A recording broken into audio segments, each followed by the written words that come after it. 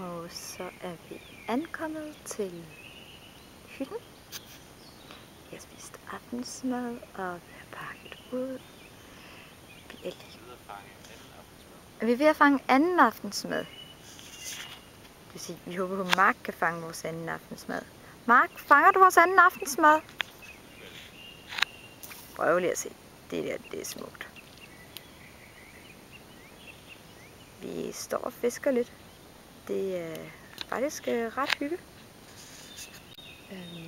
Udover at det er ret hygge, så er vi velsignet med dyr.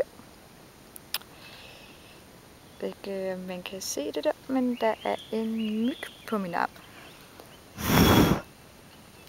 Lige væk. Mark, bliver du et af myggene? Det er godt. På dig lige nu, eller bare omkring dig? Nå, okay. Der er rigtig mange myg lige nu. Men det er helt okay, fordi det er helt vildt hyggeligt at være her. Vi vil gerne låne hytten en gang til.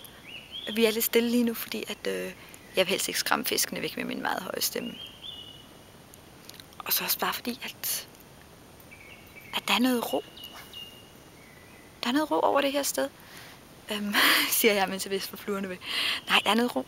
Vi kan ikke høre andet end dyrelyde, som der er rigtig, rigtig mange af. Men der er ingen andre lyde overhovedet til at forstyrre koncentrationen. Så man bliver lidt mere stille. Man får lyst til at være lidt mere stille.